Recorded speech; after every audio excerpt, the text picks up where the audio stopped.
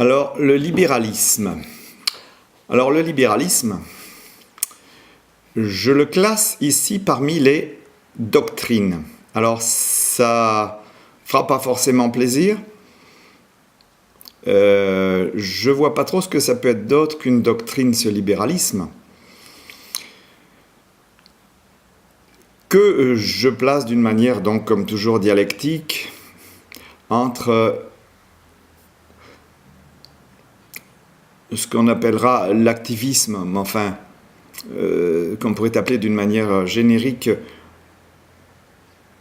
l'optique de la révolution, le libéralisme, alors l'optique de la révolution au service de l'homme, plus précisément peut-être, le libéralisme étant une optique de la non-révolution au service de l'homme et d'une liberté de circulation et d'investissement,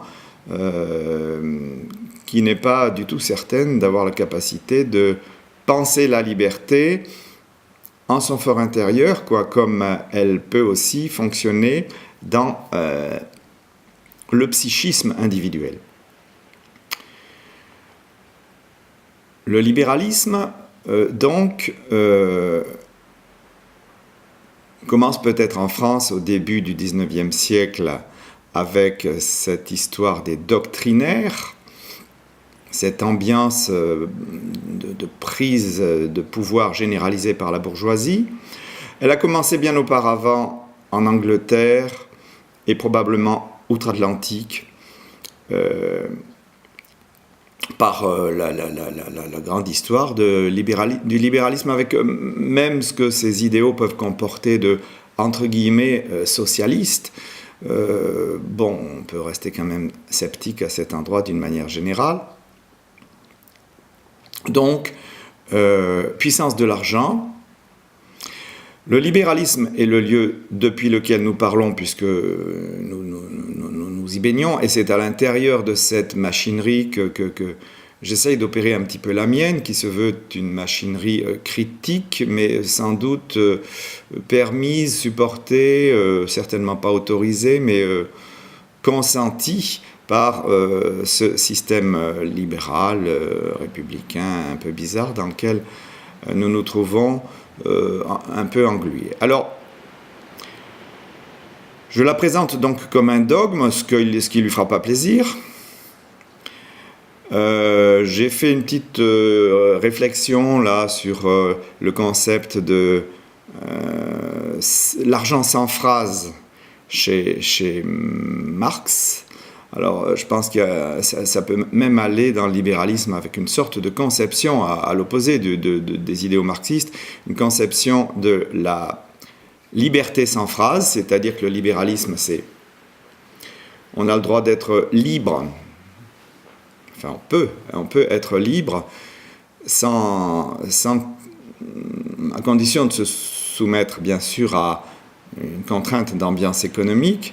Par contre, la liberté d'expression, qui est avancée comme un étendard du libéralisme, reste toujours quand même pas mal en panne, tout aussi bien entendu que dans les systèmes marxistes, comme l'histoire nous l'a montré. Mais enfin, le propre de mon propos ici, c'est de chercher à montrer que ce libéralisme n'est pas si clair que ça vis-à-vis de la liberté psychologique, de liberté d'expression avant tout, et qui dit liberté d'expression dit bien entendu, pas loin derrière, la liberté de penser.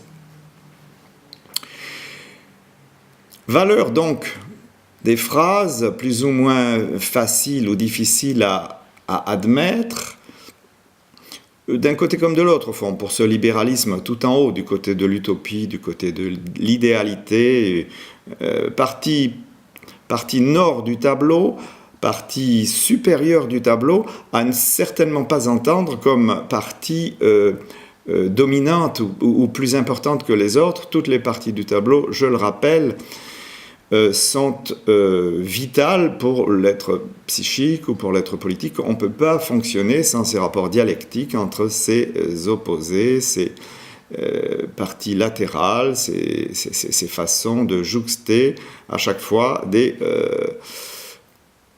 manières d'être différentes et des comportements différents.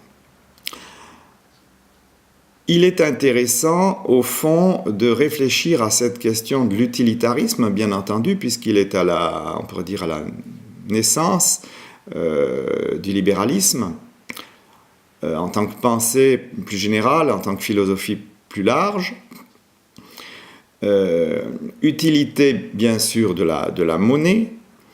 Et on pourrait dire que les formes modernes du libéralisme se sont tout à fait complues à explorer, au travers notamment du système psychanalytique, la question de la valeur des mots.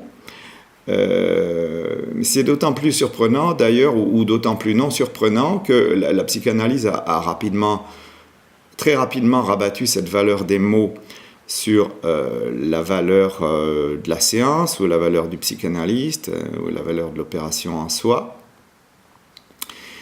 C'est dire si, au fond, ce positionnement par rapport à la question de l'utilité va aussi participer à axer notre schéma.